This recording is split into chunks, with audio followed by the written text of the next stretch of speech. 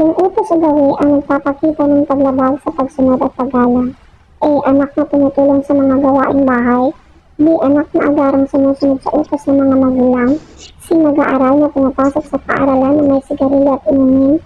D. Mag-aaral na gumagawa ng mga takdang aralin at pumapasok ng regular sa paaralan. The answer is letter C. Mag-aaral na pumapasok sa paaralan na may sigarilyo at inumin.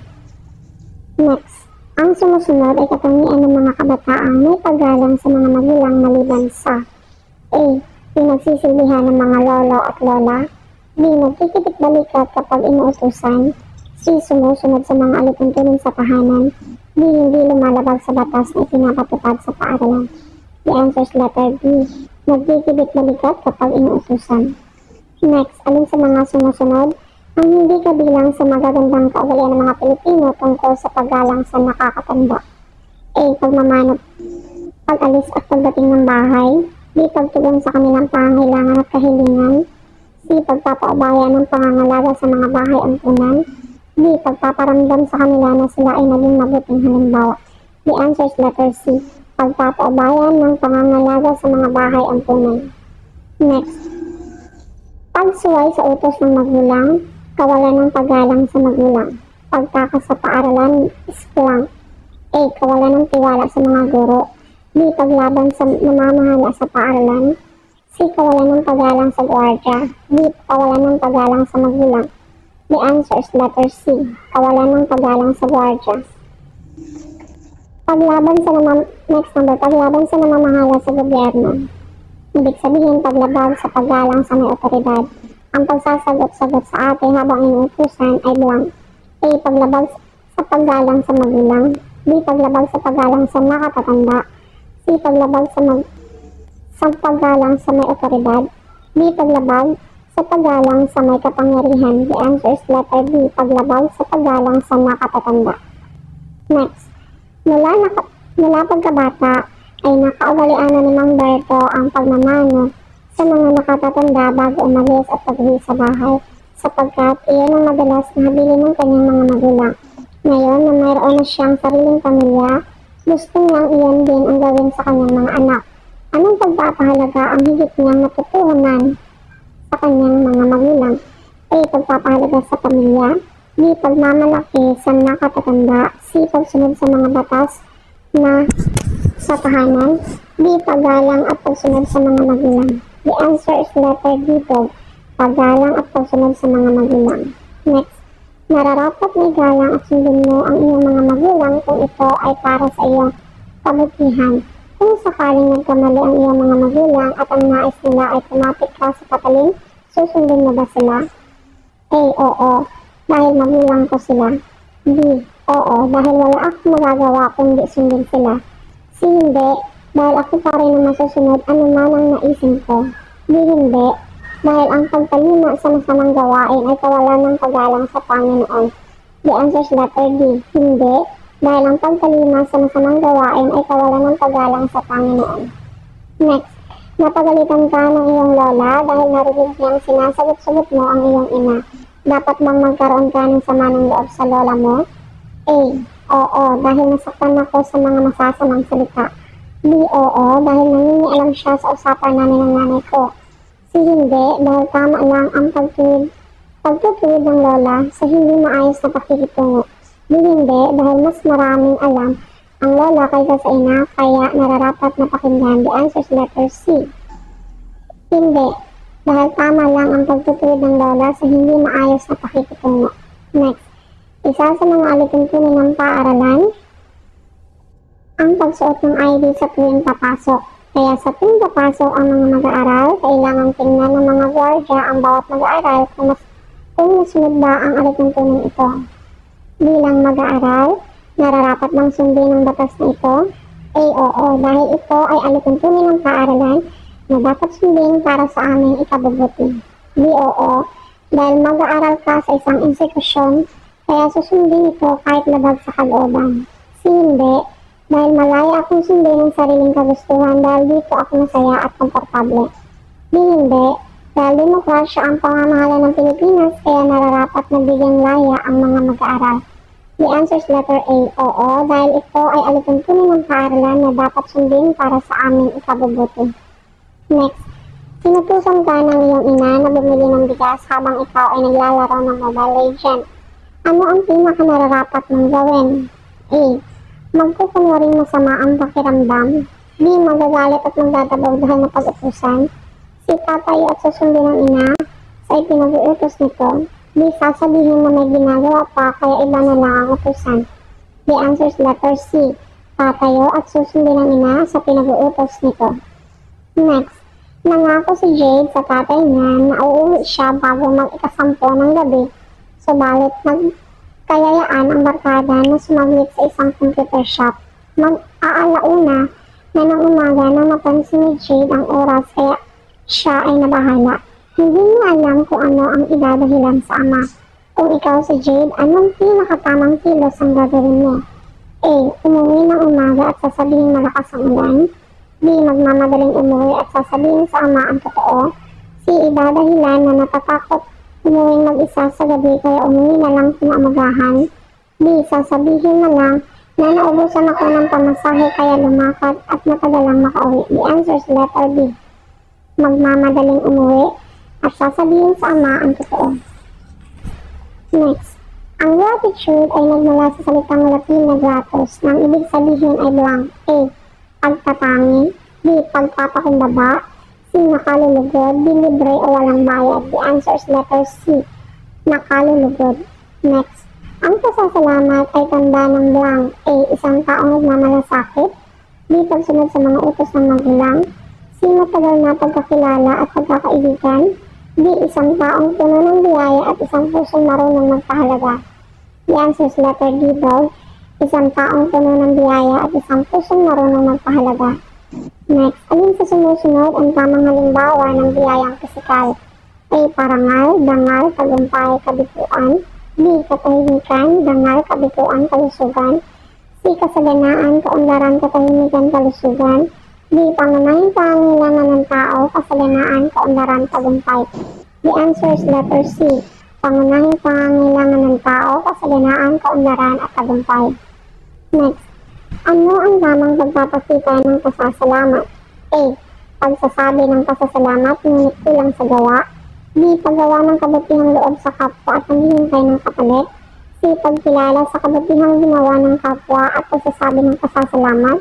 D. Pagpapahalaga sa kabutihan ng kapwa kahit alam mo na ginagawa lang niya ang trabaho niya. The answer is letter C. Pagkilala sa kabutihang ginawa ng kapwa at pagsasabi ng pasasalamat. Next, alin sa sumusunod ang pinakamabuting na idudulot ng pagiging mapagpasalamat? A. Kaligayahan. B. Kadakilaan. C. Kasikatan. D. Kapurihan. The answer is letter A. Kaligayahan. Next, alin sa sumusunod na gawi o kilos ang kailangang isabuhay dahil sa mga biyayang natanggap? A. Pagdidisiplina. B. Pagkamasiyahin. C. Pagsusumikap. D. Pagpapasalamat. The answer is letter D. Pagpapasalamat. Next, alin sa sumusunod ang hindi halimbawa ng espiritual na biyaya? A. Kabiguan. B. Katahimikan. C. Kalusugan. D. Kaunlaran. The answer is letter A. Kabiguan. Ano ang halimbawa ng kawalan ng pasasalamat? A. Kawalan ng utang na loob sa taong tumulong. B. Ang pagiging abusado sa kapwa sa paghingi ng tulong. C. Ang hindi pagbibigay ng pasasalamat ng mga anak sa kanilang magulang. D. Ang hindi pagbabayad ng tax ng mamamayan kung hindi nakukuha ang sapat na serbisyo. The answer is letter C. Ang hindi pagbibigay ng pasasalamat ng mga anak sa kanilang magulang. Next, alin sa mga sumusunod ang hindi paraan ng pasasalamat? A. Magpadala ng mensahe. B. Magpasalamat sa bawat araw. C. Magkaroon ng ritual ng pasasalamat. D. Pagtulong sa kapwa at maghihintay ng kapalit. The answer is letter D.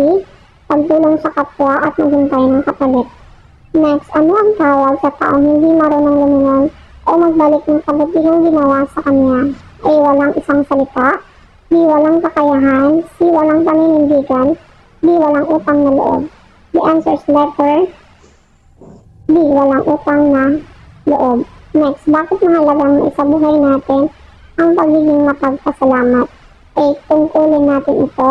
B. Nararapat lang sa isang tao. C. C. Bilang pagtanaw ng utang na loob. D. Bilang bayad sa kabutihan ng kapwa. The answer is letter D. Nararapat lang sa isang tao. Next. Ang sumusunod ay pagpapakita ng kawalan ng pasasalamat maliban sa A. Pagpapasalamat ng hindi bukal sa puso. B. Hindi pagkilala o pagbigay halaga sa taong gumawa ng kabutihan. C. Kawalan ng panahon ng kakayahan o pangatuklasan ang tulong na natanggap sa abot ng makakaya. D. Paghingi ng suporta sa mga magulang sa pangunahing pangangailangan dahil wala pa sa tamang edad upang makapagtrabaho. The answer is letter B. Paghingi ng suporta sa mga magulang sa pangunahing pangangailangan dahil wala ka pa sa tamang edad upang makapagtrabaho.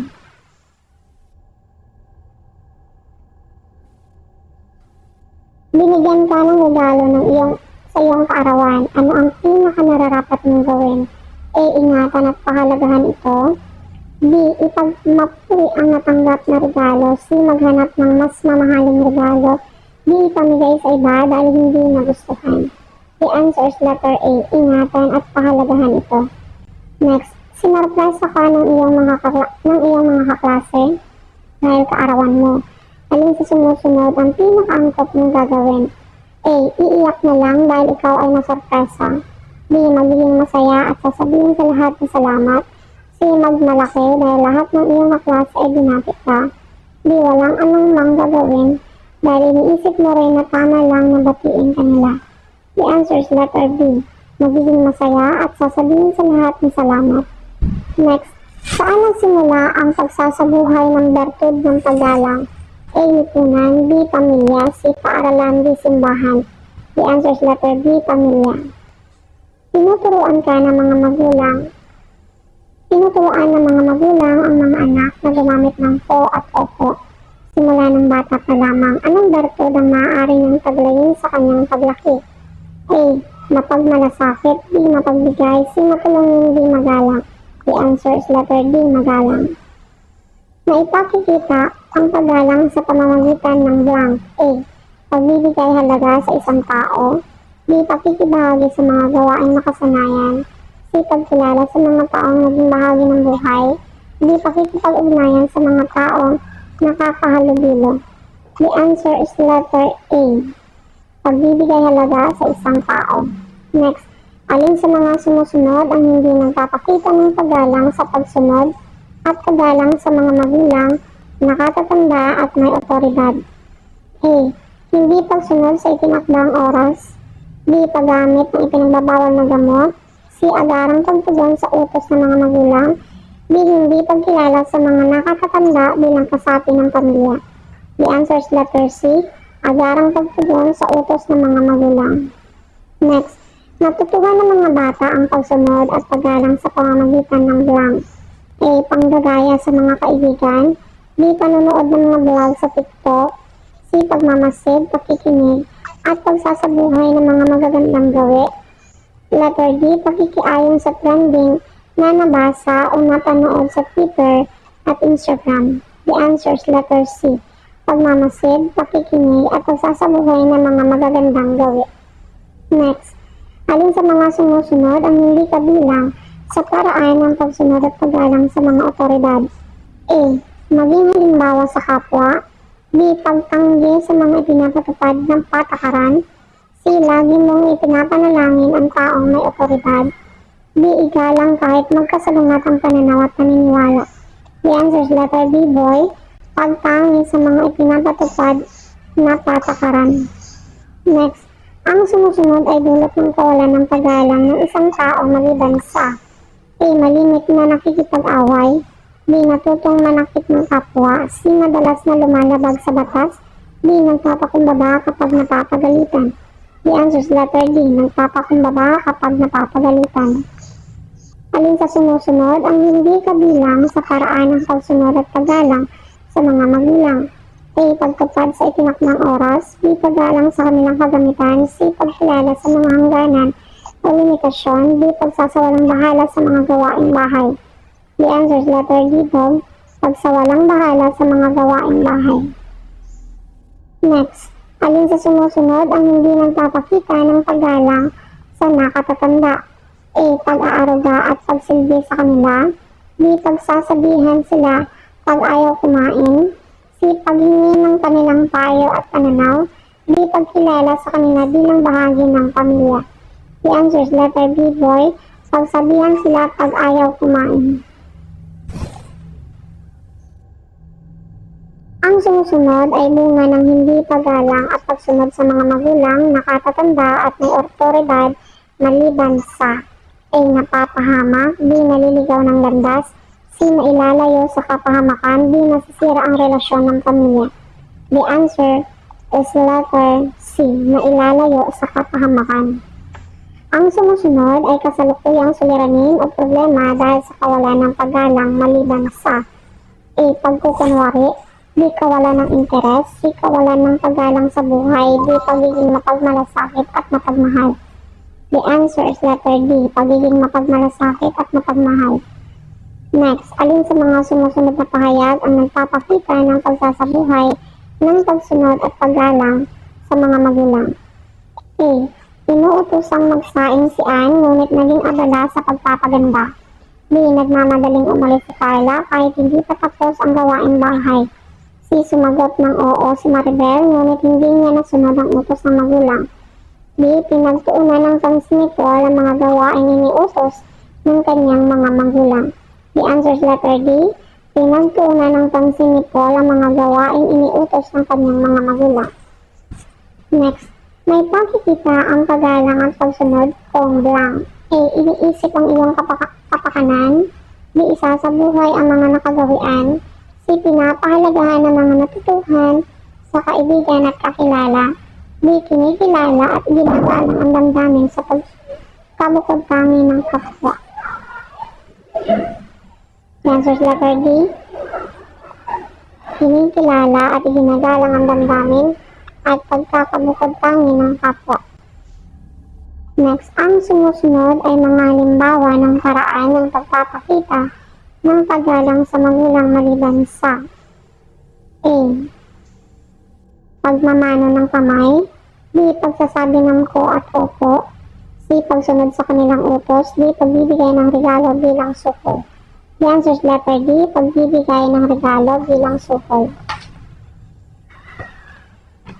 Ang pasasalamat ay ang pagpapasalamat sa mga biyayang kaloob mula sa ating kapwa ay nararapat ibigay sa kanila dahil sa ginawa nilang kabutihan sa atin at bilang pagtanaw ng utang na loob.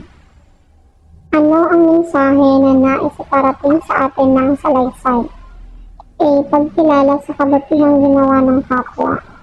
B. Pagpapasalamat sa ginawang kabutihan. C. Pagbabayad sa kabutihang ginawa kahit paano. D. Pag-aalala sa anumang bagay na ginawa sa atin kung kinakailangan. The answer is letter A.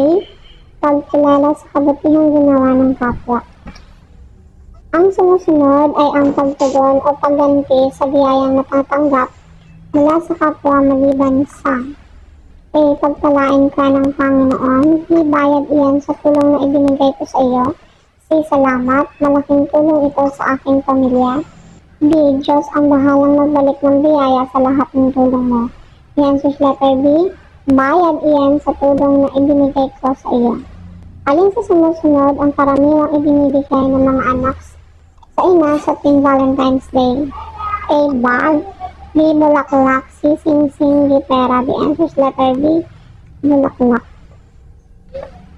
Ang tunay na pasasalamat ay maiparamdam sa pamamagitan ng mga sumusunod maliban sa A. Pagtulong kapag siya naman ang nangangailangan. B. Huwag iiwan hanggat hindi naayos ang problema. C. Alamin ang mga bagay kung ano ang maitutulong. D. Pagbibigay ng tulong na may kahalong panunumbat. The answer is letter D. Pagbigay ng tulong na may kahalong panunumbat. Ang sumusunod ay mga halimbawa ng paraan ng pagpapakita ng pasasalamat maliban sa A. Pagbibigay ng liham pasasalamat. B. Laging magpasalamat sa bawat araw. C. Magpasalamat kung kinakailangan lamang. D. Pangongolekta ng mga quotes ukol sa pasasalamat. The answer is letter C. Magpasalamat kung kinakailangan lamang. Alin sa sumusunod ang tinutukoy sa pagtugon o pagganti sa kabutihang loob na nagawa ng kapwa? A. Pagbayad ng pera. B. Pagsawalang tubo. C. Pagwawalang bahala. D. Pagtanaw ng utang na loob. The answer is letter D. Pagtanaw ng utang na loob. Next, pagbibigay ng regalo ay paraan ng pasasalamat. Ang pagdalimot sa ginawang kabutihan ng kapwa ay blank. A. Kawalan ng respeto. B. Kawalan ng paggalang. C. Kawalan ng alaala. D. Kawalan ng pagkilala. The answer is letter D. Kawalan ng pagkilala. Alin sa sumusunod na pahayag ang nagpakikita ng tunay na pasasalamat? A. Pagsasabi ng pasasalamat ngunit kulang sa gawa. B. Paggawa ng kabutihan sa kapwa at naghihintay ng kapalit. C. Pagkilala sa kabutihang ginawa ng iba at pagsasabi ng pasasalamat. D. Pagpapahalaga sa kabutihan ng kapwa kahit alam mong ginagawa niya lang ito dahil marami ang nakakakita sa kanya. The answer is letter C. Pagkilala sa kabutihang ginawa ng iba at pagsasabi ng pasasalamat. Next, alin sa mga sumusunod na kilos ang hindi nagpapakita ng pasasalamat? A. Pagpapasalamat araw-araw ng maayos at bukal sa puso. B. Pagkalimot sa taong pinagkakautangan upang hindi ito masingil. C. Pagpapahalaga sa mga biyayang natanggap sa mga taong gumawa sa iyo ng kabutihan. D. Pagkakaroon ng pagkakataong matumbasan ng tulong na natanggap sa taong pinagkakautangan mo ng loob. The answer is letter B. Pagkalimot sa taong pinagkakautangan upang hindi ito masingil. Next, pumiling ka na bigyan ka ng bagong cellphone ng iyong magulang dahil malabo na ang kamera ng luma mong cellphone. Nabilhan ka ng cellphone mo, ngunit hindi ayon sa iyong gusto. Nararapat bang pasalamatan ng iyong mga magulang? A. Oo, dahil magulang sila at tinupad nila ang aking hiling kaya karapat-dapat silang pasalamatan. B. Oo, dahil ang pagiging mapagpasalamat ay pagkilala na ang mga napa sa iyo ay nagmula sa kapwa na sa kahuli-hulihan ay biyaya ng Diyos. C. Hindi, dahil masakit sa aking kalooban na hindi masunod ang gusto kong unit kaya walang dahilan upang magpasalamat pa. D. Hindi, dahil karapatan ko bilang anak na naibigay ang gusto ko at maging dahilan upang lubos akong masihan. The answer is letter B. Oo, dahil ang pagiging mapagpasalamat ay pagkilala na ang mga napa sa iyo ay nagmula sa kapwa na sa kahuli-hulihan ay biyaya ng Diyos. Next, nagkaroon kayo ng reading session tuwing araw ng Biyernes. Napansin ng inyong guro na nahihirapan ka sa pagbabasa. Sumunod na araw ay tinulungan ka ng iyong guro sa pagbabasa kahit natapos na ang oras ng kanyang trabaho. Alin sa sumusunod na pahayag ang nagpapakita ng pagkakaroon ng entitlement mentality? A. Hindi ko kailangang pasalamatan ng aking guro dahil parte lamang iyon ng kanyang trabaho. B. Pasasalamatan ko ang aking guro sa kanyang ginawang tulong dahil natuto akong magbasa ng mahusay. C. Hindi na kailangang pasalamatan ka ang aking guro dahil karapatan kong matuto at dapat lang natulungan niya ako bilang kanyang estudyante. B. Kailangan kong pasalamatan ang aking guro sa kanyang kabutihan sa akin dahil kahit hindi na oras ng kanyang trabaho, binigyan niya pa rin ako ng oras para matuto. The answer is letter